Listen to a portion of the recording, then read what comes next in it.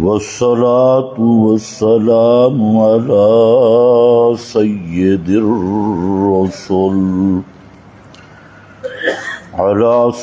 الرسل وخاتم الأنبياء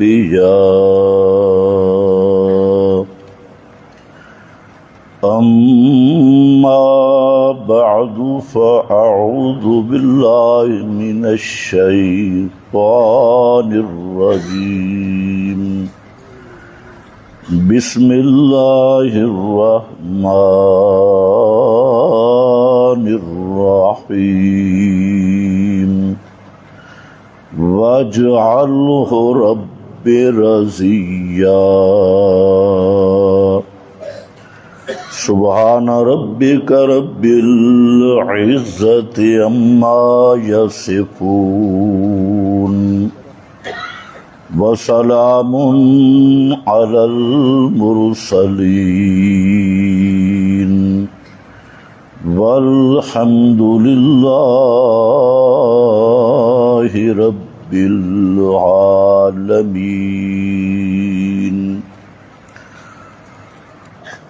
انتہائی قابل قدر بزرگوں اور بھائیوں، گزشتہ کئی بیانات میں آپ حضرات کے سامنے حقیقت توحید کے عنوان پر گفتگو ہوئی کہ انسان کے دل میں جب مسئلہ توحید اتر جاتا ہے تو سب سے پہلا انقلاب یہ آتا ہے کہ مخلوق سے کٹ جانا اور دل کو رجوع الی اللہ سے معمور کرنا بھرپور طریقہ سے۔ جس انسان کو یہ نعمت نصیب ہو جائے کہ ہر ما سوی اللہ سے بے نیاز اور صرف اللہ کا نیاز مند بن جائے اور اس کے دل میں اللہ رب العزت کی محبت، اللہ پر توکل اور اللہ رب العزت پر یقین حقیقت اختیار کر لے تو یہ انسان توحید کی لذات محسوس کرے گا، اور اس کے لیے توحید ایک انقلاب ہے کہ توحید قبول کرنے کے بعد ہر ما سوی اللہ کا خوف دل سے نکل جائے، ہر ما سوی اللہ کی امیدیں دل سے نکل جائیں، ہر ما سوی اللہ پر اعتماد دل سے نکل جائے اور اس کی امید، خوف، محبت، رجا، امیدیں صرف اور صرف اللہ رب العزت کی ذات پر مرکوز ہو جائیں۔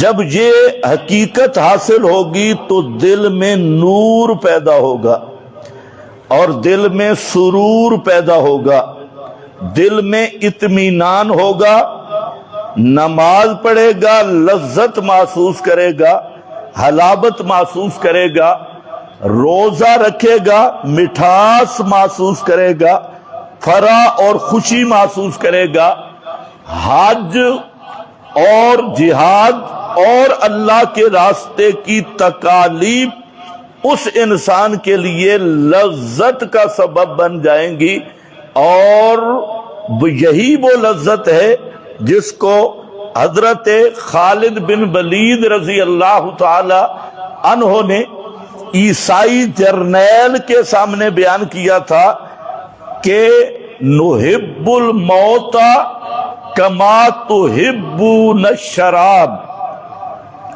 کہ ہم موت کے ساتھ یوں محبت کرتے ہیں، یوں موت کو چاہتے ہیں جیسے تمہیں شراب کا چسکا لگا ہوا ہے۔ یہ جملہ سوچنے والا ہے۔ شراب کا چسکا تو وہ حصی لذت ہے اور حصی مزے ہیں، لیکن حضرت خالد بن ولید کیا کہتے ہیں؟ نحب الموت، ہم موت کو یوں چاہتے ہیں کما تحبون الشراب، جیسے تم شراب کے ساتھ محبت کرتے ہو اور اس کی شہوت اور عشق رکھتے ہو، ہمیں یوں موت سے محبت اور پیار ہے۔ جب یہ مقام تب نصیب ہوتا ہے موت سے محبت کرنے والا کہ جب آدمی کا دل مانجھا جائے، دل صاف ہو جائے، میل کچیل نکل جائے اور دل میں صرف اللہ کی محبت آ جائے اور خالص توحید سے دل لبریز ہو جائے، تو پھر اس کا نتیجہ یہی ہوتا ہے۔ حضرت بلال رضی اللہ تعالی عنہ وہ شام اور دمشق میں ہیں اور موت کے سکرات طاری ہوئے حضرت بلال پر، تو حضرت بلال بے ہوش ہوئے، ہوش آیا، ہنس پڑے، موت پہ ہنس پڑے۔ آپ اور ہم موت سے ڈرتے ہیں، موت آ گئی کیا ہوگا، اور حضرت بلال ہنسے۔ پوچھنے والے نے پوچھا حضرت ہنسے کیوں ہو؟ اس نے کہا لگتا یوں ہے غدن القا محمدن وحزبا، کہ ان قریب میں محمد صلی اللہ علیہ وسلم اور اس کی جماعت سے ملنے والا ہوں۔ کہاں کہہ رہے ہیں؟ دمشق میں۔ اور آپ کی قبر مبارک کہاں ہے؟ مدینہ میں۔ تو ملاقات کہاں ہوگی؟ سوچو تھوڑا سا، کہاں ملاقات ہوگی؟ کچھ حیران ہو گئے۔ تو جنت میں کیا ہے؟ ارواح۔ خیر آج میں کہتا کچھ نہیں، آگے چلو۔ جنت میں ملاقات ہوگی۔ غدن القا محمدن وحزبا، صحابہ کا عقیدہ بھی دیکھو، اسی لیے کوئی ایک صحابی نہیں ملتا، 7 لاکھ صحابہ میں سے ایک صحابی کا بھی یہ عقیدہ نہیں کہ نبی کریم علیہ السلام کی روح مبارک بدن میں ہے موت کے بعد، اور آپ روزے پہ آنے والوں کا سلام سنتے ہیں۔ 7 لاکھ نبی کے صحابہ میں سے کسی ایک صحابی کا بھی بسند صحیح یہ عقیدہ نہیں۔ آج کل تو لوگ کہہ دیتے ہیں نا اجماع ہو گیا، تو میں ان کو کہتا ہوں اجماع کیسا ہوا اس الف کو حذف کر دو۔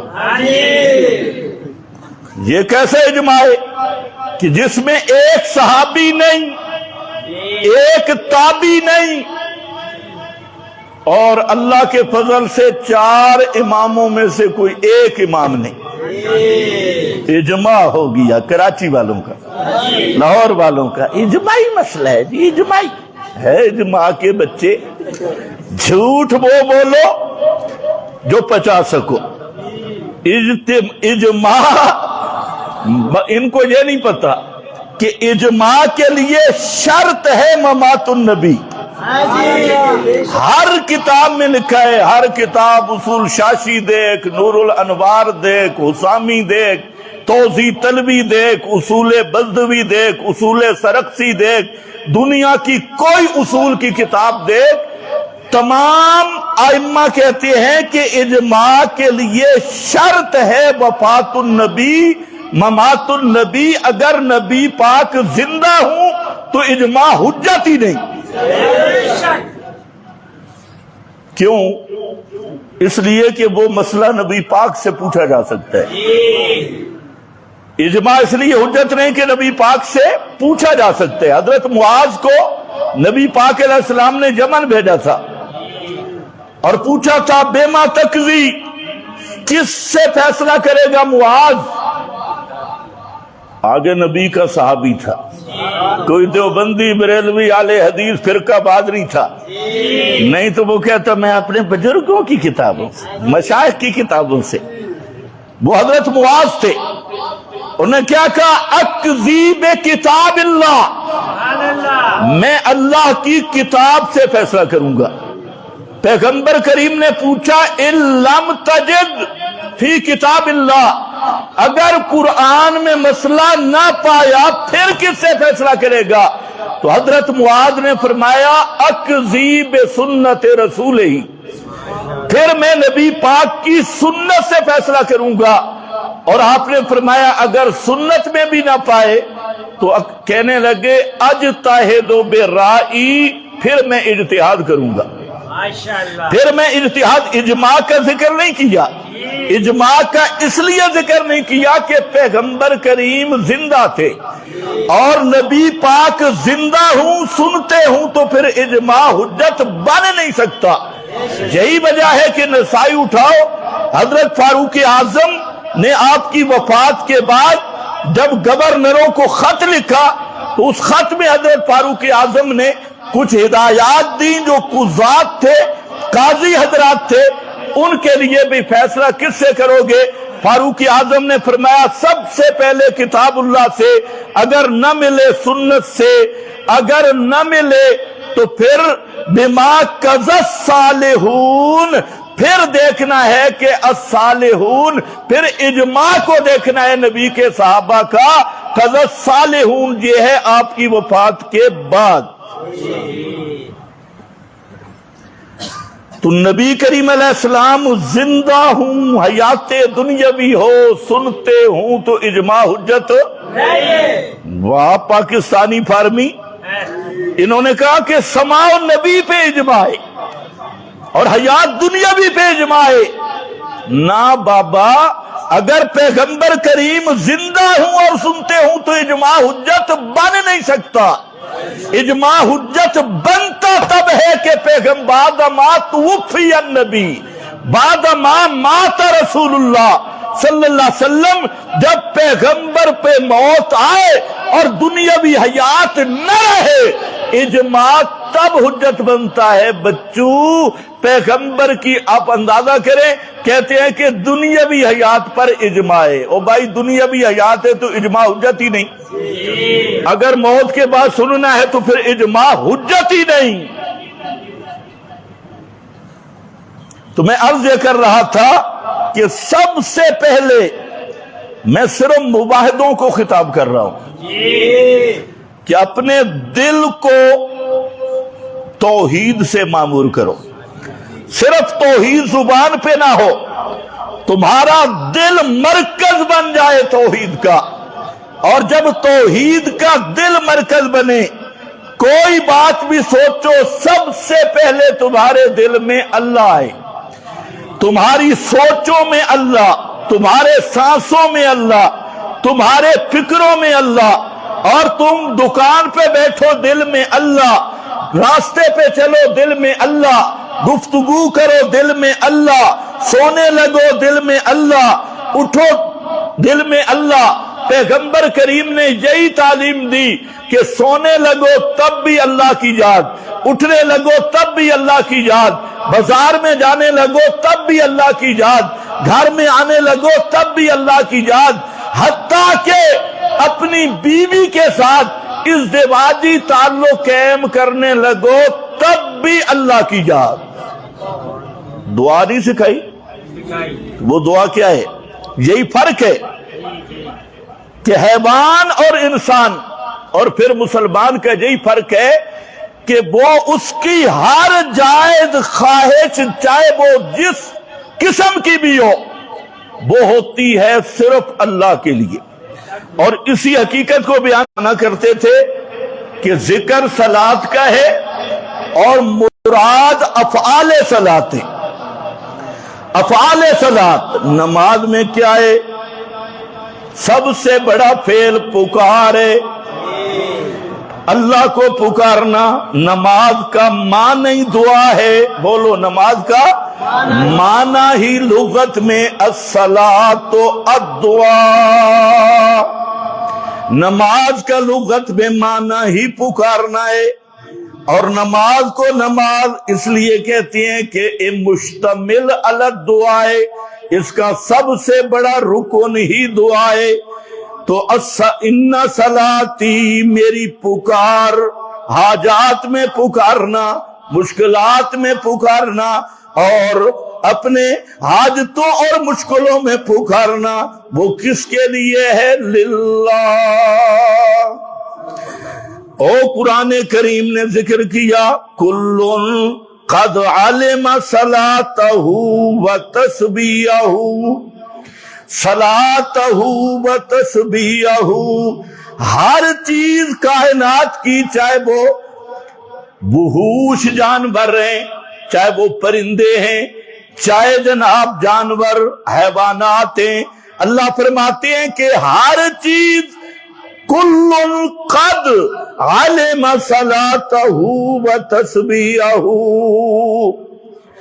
جتنی کائنات کے جاندار ہیں وہ سب اللہ کی توحید کو بھی جانتے ہیں، اور اپنے نماز پڑھنے کا طریقہ صلات کو بھی جانتے ہیں۔ بولو صلات کو بھی، جلدی بولو، جلدی ٹائم کم ہے، صلات کو بھی جانتے ہیں۔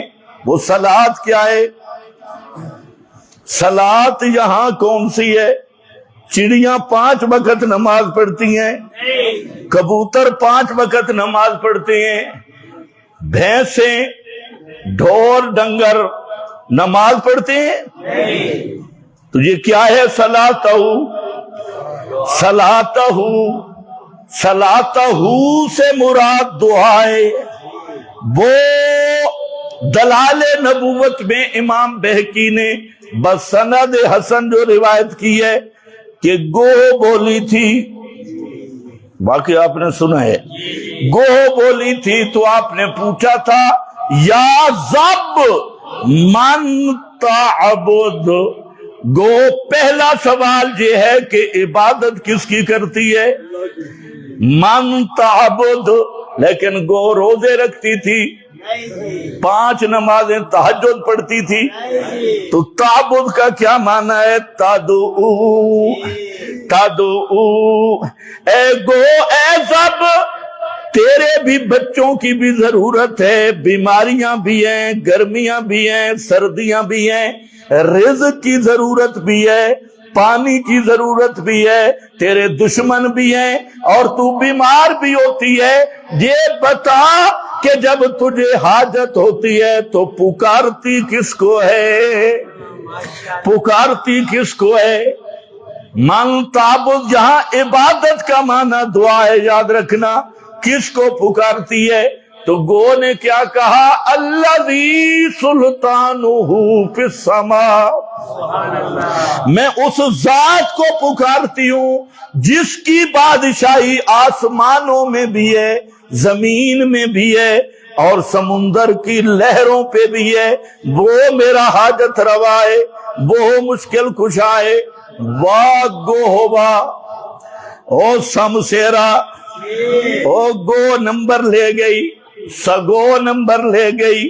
اس 6 فٹ اور 5 من کی لاش مشرک کو سمجھ نہیں آئی حاجت روا کون ہے، اور جنگل کا سمسیرا کہہ رہا ہے کہ حاجت روا کون ہے، مشکل کشا کون ہے۔ اس سے تو وہ گو بھی بہتر رہ گئی، سگو بھی بہتر رہ گئی۔ یہی اللہ فرماتے ہیں علم صلاتہ و تسبیحہ، سارے جانور موحد ہیں، صرف یہ 2 ٹانگوں والا ڈنگر یہ قبروں کا پجاری ہے۔ قتل الانسان ما اکفر، یا ایھا الانسان ما غرک بربک الکریم،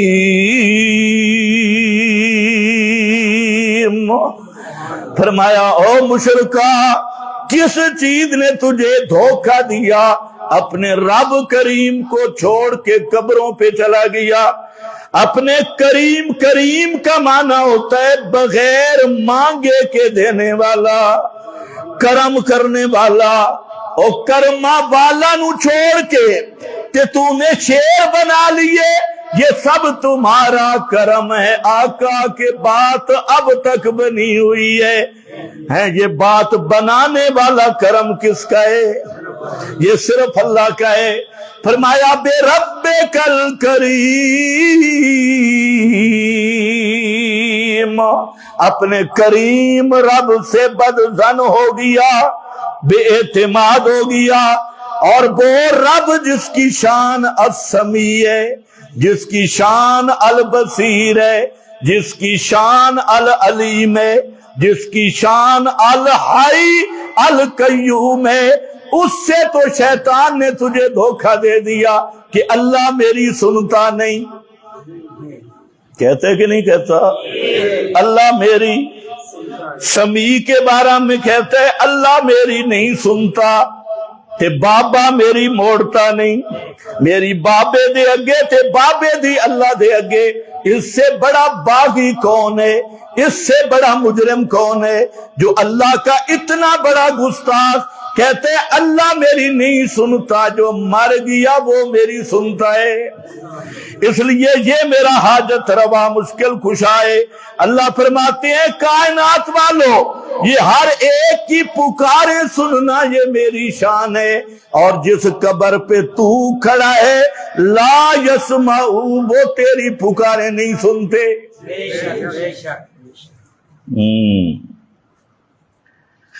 تو عرض یہ کر رہا تھا کہ توحید کا چسکا یہ ہے، مزہ یہ ہے کہ آدمی کا دل معمور ہو جائے، صرف زبان نہیں، اللہ کی وحدت کے سمندر میں غوطہ کھا لے۔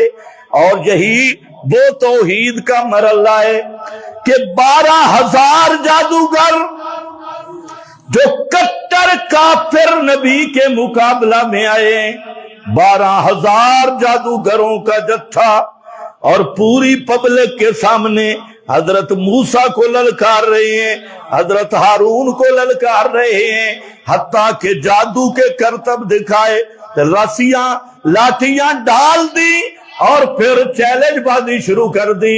حضرت موسیٰ علیہ السلام تھوڑے پریشان بھی ہوئے، کیوں ہوئے؟ حیران بھی ہوئے، پریشان بھی ہوئے۔ کیوں ہوئے؟ اس لیے ہوئے کہ معجزہ نبی کے اختیار میں۔ واہ شیخ القرآن عجیب جملہ کہتے تھے کہ حضرت موسیٰ اس لیے پریشان ہو گئے کہ ڈور اپنے ہاتھ میں نہیں، ڈور اپنے ہاتھ میں نہیں، معجزہ نبی کے اختیار میں نہیں۔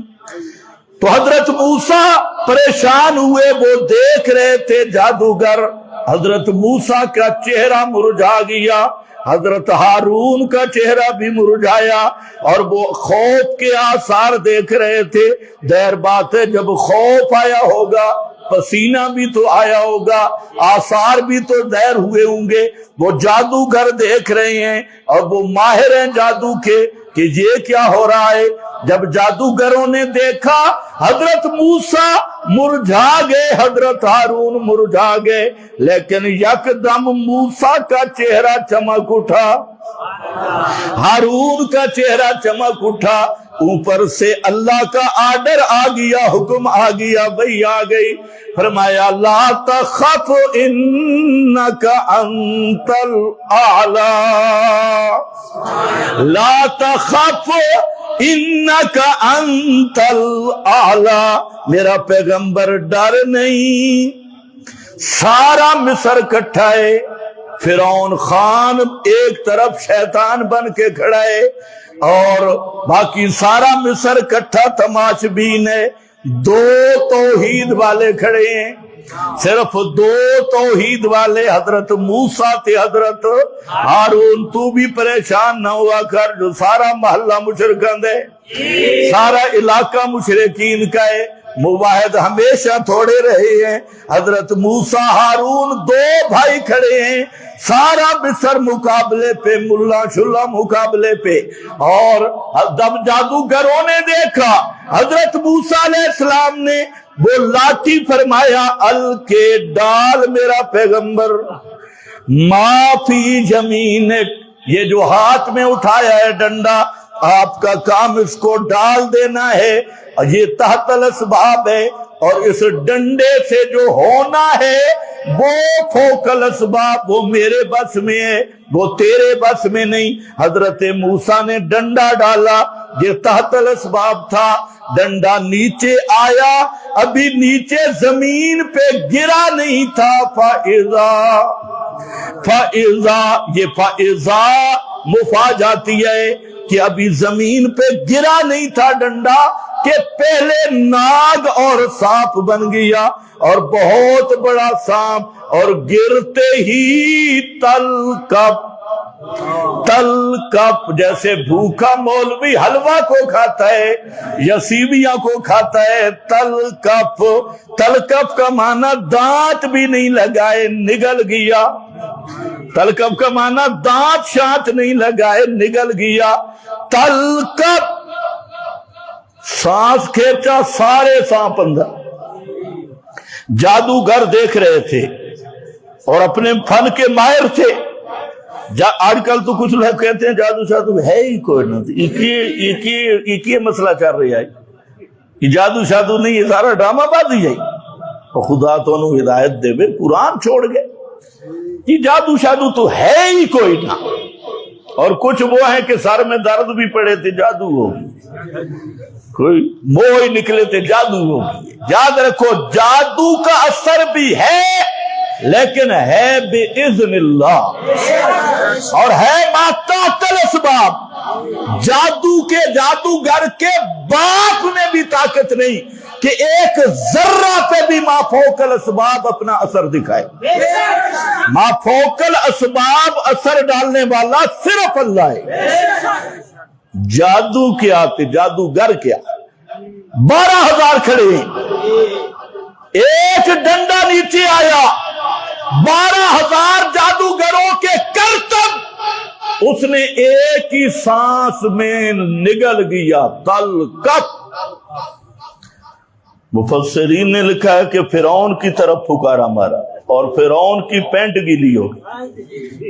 بہرحال جادوگر دیکھ رہے تھے کہ حضرت موسیٰ ہارون ایک دفعہ پریشان ہوئے، اور پھر ان کے چہرے پہ بہار آ گئی، پھر ان کے چہرے چمک اٹھے، بس انہوں نے سمجھ لیا کہ یہ جادو کا کرتب نہیں ہے، حضرت موسیٰ ہارون کے ساتھ اوپر والی ذات ہے اور یہ سچا نبی ہے۔ تو اس لیے جب جادوگروں نے یہ دیکھا، وہ تو ماہر تھے فن کے کہ جو دنیا کا کوئی جادو تجھے اثر کر نہیں سکتا، یہ نبی کا معجزہ ہے۔ القی السحرۃ ساجدین، بے بس ہو کے جادوگر سجدے میں گر گئے۔ سجدہ کس کا کیا؟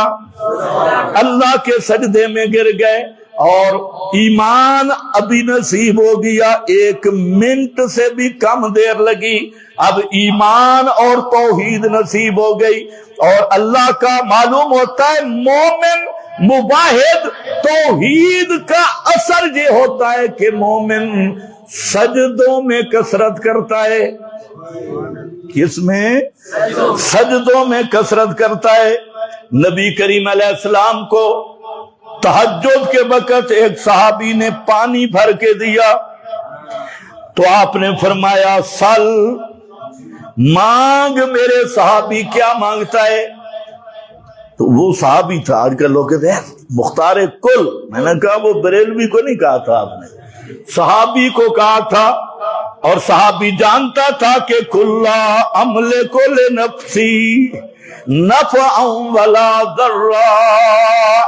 صحابی کا عقیدہ تھا لا یملکون لانفسہم نفعا ولا ضرا ولا موتا ولا حیاتا ولا نشورا۔ صحابی کا عقیدہ تھا کہ اللہ کے سوا، یہی مسئلہ نبی نے صحابہ کو بتایا تھا کہ اللہ کے سوا ما فوق الاسباب، ایک بال پر بھی کسی کا تصرف نہیں۔ تو پھر سل ما شئت کا کیا معنی؟ سل ما شئت ہے مولوی کہتے ہیں جی ماں بڑی عام ہے، میں نے کہا اپنی ماں کو روک کے رکھو، اس کو عام نہ کرو، کیونکہ ماں کبھی کبھی لفظ ماں سیاق کلام اور مخاطبین سے خاص بھی بن جاتی ہے، اس ماں کو عام نہ کرو، مہربانی کرو۔ ماں شیخ جہاں عموم ہوگا باعتبار حال مخاطب کے، مخاطب کوئی مشرک تو نہیں ہے، مخاطب نبی کا پکا صحابی ہے۔ آگے اس نے سوال ہی کیا کیا کہ اللہ کے نبی دعا کر دو قیامت کے دن اللہ مجھے جنت میں آپ کا پڑوس نصیب کر دے۔ ہم بھی دعائیں کرواتے ہیں، دکان چل پڑے، مال ڈنگر فلاں، صحابی سے ذرا پوچھو، آپ کہتے ہیں دعا منگوا، کیا دعا مانگوں؟ کہتے ہیں اللہ کے محبوب ایک ہی میری تڑپ ہے کہ جنت میں میرا مکان آپ کے مکان کے پڑوس میں ہو، مرافقت میں ہو۔ تو پیغمبر کریم نے فرمایا اگر یہی بات ہے تو پھر انی بے کثرت السجود،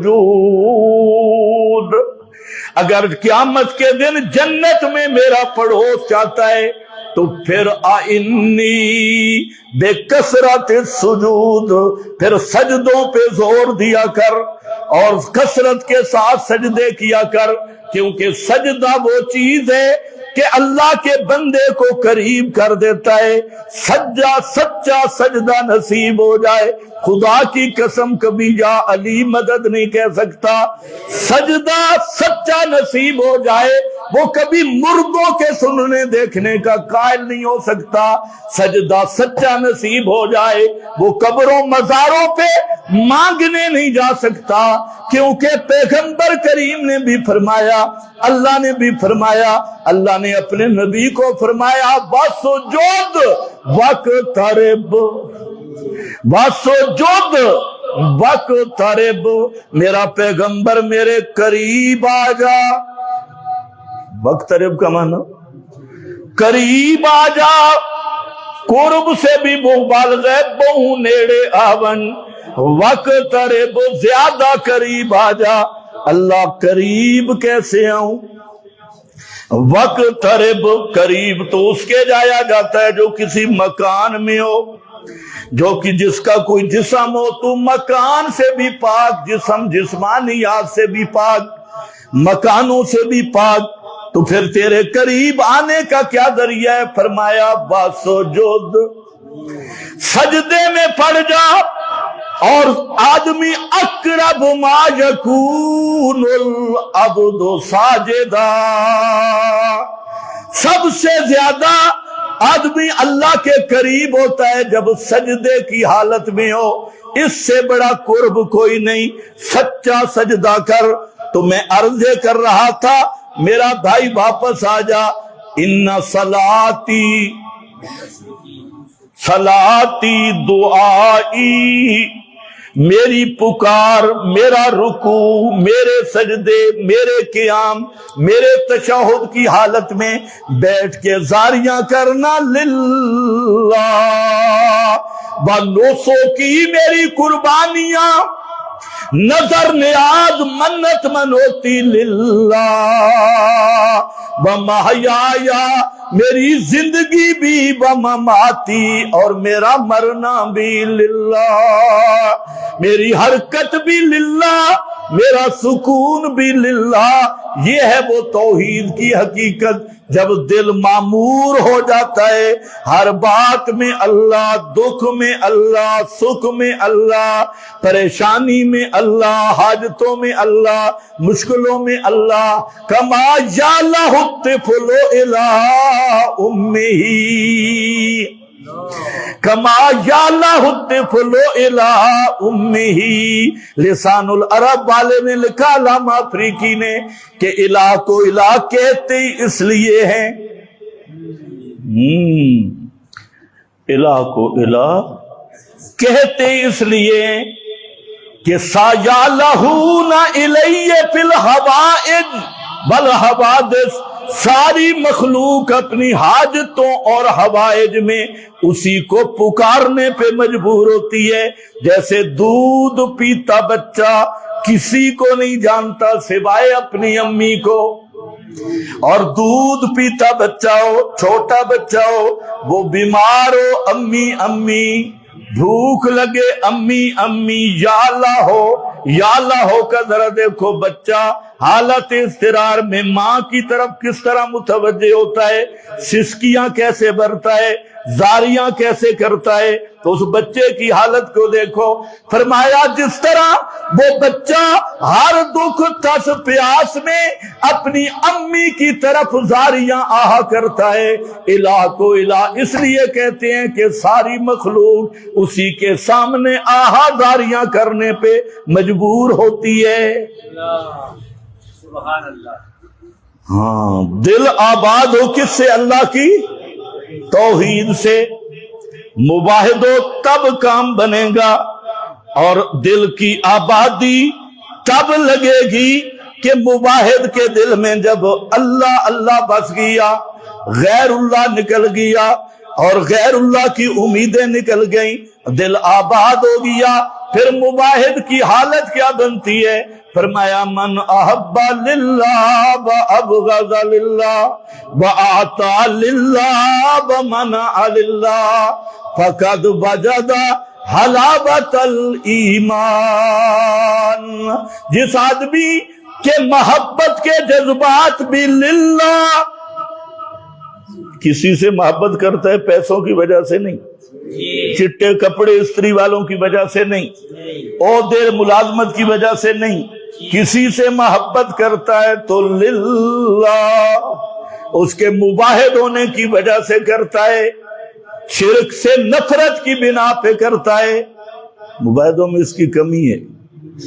ہاں، اگر اللہ کے لیے محبت ہو نا، پھر ہر مواحد سے پیار ہو، ہر ایمان والے سے پیار ہو۔ وَأَبْغَضَ لِلَّهِ، صرف پیار نہیں دوستو بزرگو، ابغض بھی ہے۔ سارے پڑھو، ٹائم ختم ہو گیا۔ ابغض للہ، بغض بھی ہو تو کس کے لیے؟ بدعتی سے بغض رکھنا ہے، اور کیوں رکھنا ہے؟ للہ۔ مشرک سے بغض رکھنا ہے یا محبتیں کرنی ہے؟ بغض رکھنا ہے، اور کس کے لیے رکھنا ہے؟ جو اس کے پیچھے نمازیں پڑھے بغض ہے؟ جو اس کے پیچھے جناب مشرک کے پیچھے نمازیں پڑھے اور بدعتی کے پیچھے نمازیں پڑھے، مشرک اور بدعتی کی تعزیت پہ کہے کہ اللہ مغفرت فرمائے، بڑا اچھا آدمی تھا، ڈھیر خواہ، یہ بہت اچھا آدمی تھا، بڑا مولوی تھا، اور اس لیے یاد رکھو جب بدعتی کی تعریف ہوتی ہے تو اللہ کا عرش بھی ہل جاتا ہے۔ یہ معمولی مسئلہ نہیں، بدعتی کو القاب دینے، اس کی عزت کرنی، اس کو امام بنانا، اس کو اپنا راہبر رہنما بنانا، اس کو اپنا پیر مرشد بنانا، یہ سب سے بڑا جرم ہے۔ اللہ پیغمبر کریم فرماتے ہیں ابغض للہ، بغض رکھے گا کس کے لیے؟ اللہ کے لیے۔ مشرک سے بغض ہوگا، بدعتی سے بغض ہوگا، رکھو گے یا نہیں؟ مجھے بولو، رکھو گے یا نہیں؟ ہاں، جو ملا ملوانے بدعتیوں کے جنازے پڑھتے ہیں، خصوصاً یہ جو بدعتی اعتقادی ہیں اور ان کے پیچھے نمازیں جنازے، ایسے ملا بے ایمان کے پیچھے قطعا نماز شماز نہیں ہے، یہ مداہن شیطان ہے۔ ابغض للہ ومنع للہ، اعطا للہ، کسی کو دے بھی تو اللہ کے لیے، کسی کو نہ دے تب بھی اللہ کے لیے۔ ہاں، مشرکوں کو چندے دیتے ہو، بدعتیوں کی مسجدوں میں چندے دیتے ہو، اور مشرکوں اور بدعتیوں کو دیتے ہو، پھر توحید کیسے کامل ہو؟